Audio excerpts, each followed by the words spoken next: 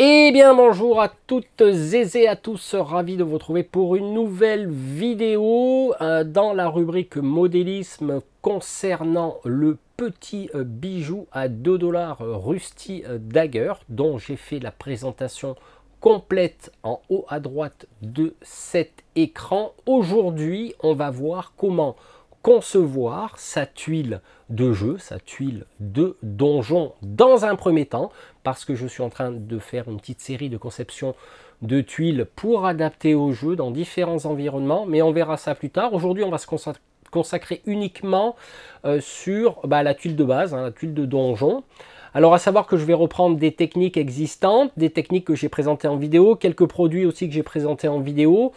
Pour cela, le tuto va être fait à base de photos, de façon à chaque étape, j'ai pris une photo, et puis comme ça, vous verrez comment ça se construit petit à petit. Voilà, écoutez, on va passer sur l'ordinateur et je vais vous présenter tout ça. Allez, c'est parti mon kiki pour la conception de la tuile de jeu. Alors, je vais utiliser les mêmes techniques que j'ai utilisées avec Christophe à Hobbyshop, soit la conception de tuiles de donjon que je vous renverrai sur la vidéo en haut à droite de cet écran, mais on va reprendre tout ça ensemble. Donc, bien connu du monde du modélisme, nous allons avoir besoin d'une plaque de d'éperon.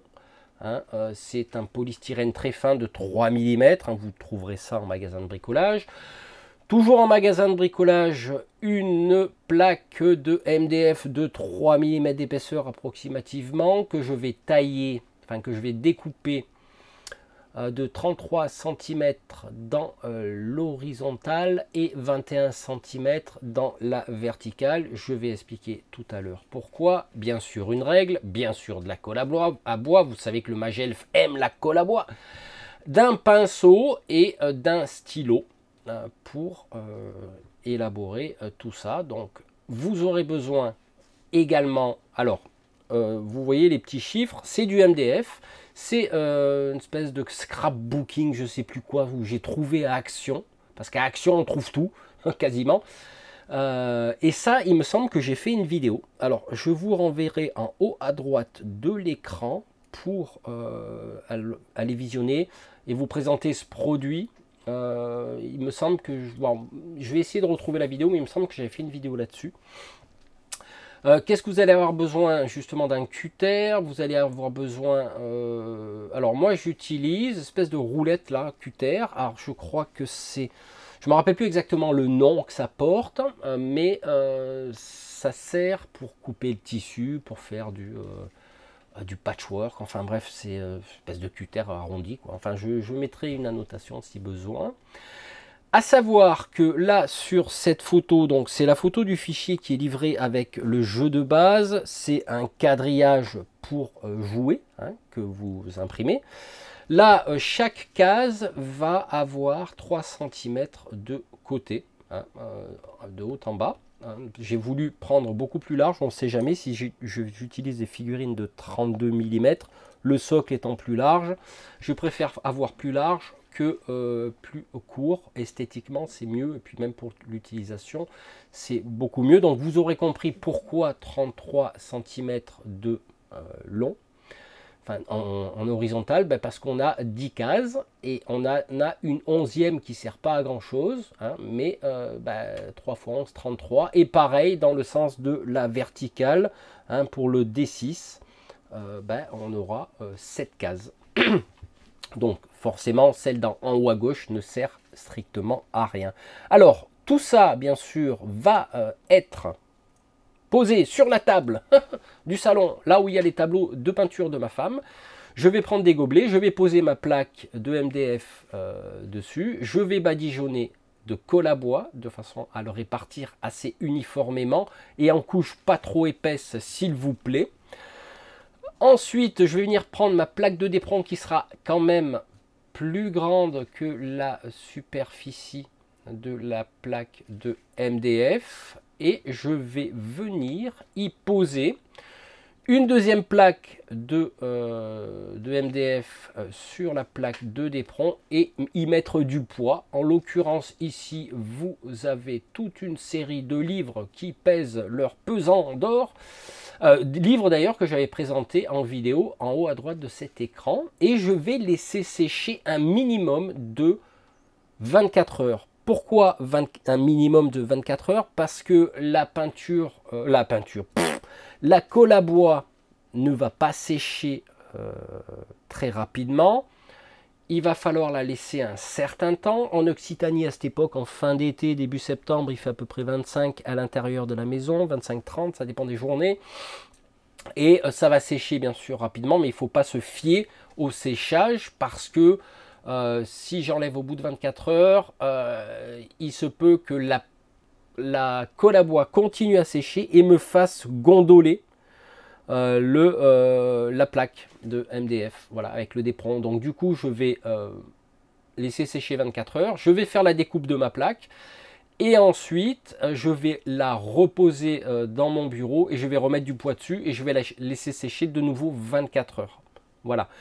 Je ne prends pas le risque de, on va dire, de faire gondoler ma plaque. Voilà. Alors donc un minimum, moi je dirais 48 heures.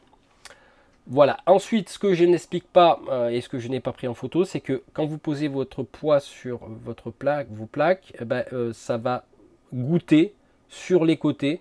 En dessous, donc prenez un pinceau humide et de temps en temps vous allez récurer l'excédent de colle à bois qui s'échappe par les côtés. Alors là on arrive au bout d'un certain temps de séchage. Je vais coller donc mes chiffres à l'horizontale de 0 à 10. 0 c'était pour combler la case en fait, parce qu'autrement cette case elle sert à rien. Sur l'axe horizontal et sur l'axe vertical, je vais mettre de 1 à 6. Voilà, pour, comme si vous avez vu la règle du jeu, vous saurez que ça sert à quelque chose. Avec un D10 et un D6. Et je vais reprendre la même technique qu'on avait utilisée avec Christophe de Hobby Shop, soit tracer des carrés de 3 cm de côté. Une fois que c'est fait, je vais venir structurer, entre parenthèses, les dalles de donjon, mettre des fissures, mettre des petits carrés, des choses comme ça. J'ai voulu, au niveau des dalles, que ça représente des dalles de donjon. J'y ai collé du sable, mais après je me suis aperçu que j'allais trouver une autre solution. C'était un peu compliqué, ça faisait on va dire des excédents de sable. Donc le sable que j'ai collé, que vous voyez apparaître sur ces dalles de donjon, je l'ai viré. Je l'ai viré et je l'ai remplacé par ce que j'ai trouvé Action, du Home Déco de Structure Paint. Donc c'est de la peinture structurée. Il doit vous mettre un petit peu de sable dedans, ce qui va nous permettre de structurer notre donjon tout simplement, qui est comme des petites pierres ou du sable, enfin de la structure. À savoir que là j'ai peint à la bombe, mais avant ça j'ai passé 2 couches de peinture structurée et j'ai mis des caches en haut et sur le côté, du masquage en rouleau, du masquage de peinture. Pourquoi? Parce que la bombe, malgré ce que dit les instructions de ces bombes de chez Cultura, donc c'est des gold, ça va créer quand même ça va fondre un petit peu le d'éperon. Pas comme une autre bombe de style citadelle ou autre, mais un petit peu quand même. C'est pour ça que j'ai mis 2 couches de structure. J'ai passé au pinceau du vernis mat que j'ai aussi trouvé chez Action. Et ensuite, une fois que tout ça était sec, j'ai mis un coup de bombe gris foncé, donc du style sigil discrète. Je ne me rappelle plus exactement comment ça s'appelle. Donc du gris foncé.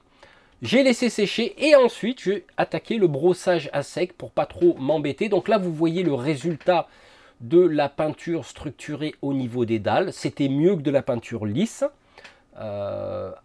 Après à la rigueur ce que j'avais fait, j'ai oublié de vous le dire, c'est que sur l'entièreté des dalles j'avais roulé un papier, du papier alu en boule et puis j'y avais passé dessus. Voilà, ça faisait un petit peu de structure, mais je trouve qu'avec la peinture structurée, ça va mieux. Donc, premier brossage à sec, 2 layers de couleur Fenrisian Grey de chez Citadel. Ensuite, j'ai pris du layer Blue Aurore par petites touches à droite à gauche pour éclaircir un petit peu mon donjon. J'ai laissé sécher, j'ai repassé un petit voile de vernis au pinceau et non pas à la bombe. Et ensuite, j'ai habillé mon donjon entre parenthèses avec du Slimy Grime de chez Valero, donc qui représente la mousse sur le donjon. J'ai pris du pigment. Valero Pigment, c'est de la terre naturelle, de mémoire, ouais, ou terre sombre, ou terre naturelle, moi, que j'ai mis, on va dire, un petit peu de partout pour symboliser la terre, hein, on va dire, un pigment, hein, c'est du pigment de terre. J'ai pris du Splash Mood pour effectivement colorer certains carreaux du donjon, comme on l'avait fait avec Christophe. Et j'ai également, alors là je ne l'ai pas mis à l'écran, j'ai mis aussi du black de chez Valero que j'ai fortement dilué et j'ai coloré certains carrés en couleur plus sombre, histoire d'avoir une petite différence, d'avoir un petit peu de pierre d'une autre couleur. Voilà, tout ça pour s'amuser, mais ça, comme je vous dis, je vous renvoie sur la vidéo de Hobby Shop. Alors, là, une fois que tout ça a été fait, j'ai passé un petit coup de vernis sur l'entièreté de ce travail, donc en bombe, parce que là, étant donné qu'il y a plusieurs couches de peinture, bah, ça va protéger mon d'éperon de la bombe vernis mat. Voilà.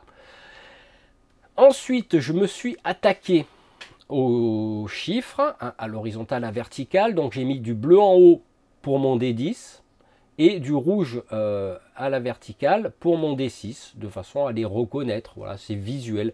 Ça va pas servir à grand chose, mais c'est parce que c'est pour faire corréler mon D10 bleu et mon D6 rouge. Donc peinture bleue, peinture rouge. Ensuite avec mon stylo acrylique blanc. J'ai fait une présentation aussi là-dessus que vous retrouvez en haut à droite de l'écran sur l'utilisation des crayons acryliques. J'ai repassé tous les chiffres en blanc. Voilà, tout simplement, j'ai mis plusieurs couches, 2-3 fois, et j'ai verni l'entièreté de ma plaque avec du vernis, non pas en bombe, mais toujours au pinceau. Voilà. Une fois que tout cela a été fait, j'ai laissé sécher et j'ai mis du Blood for the Blood God de Citadel pour symboliser les taches de sang sur le donjon.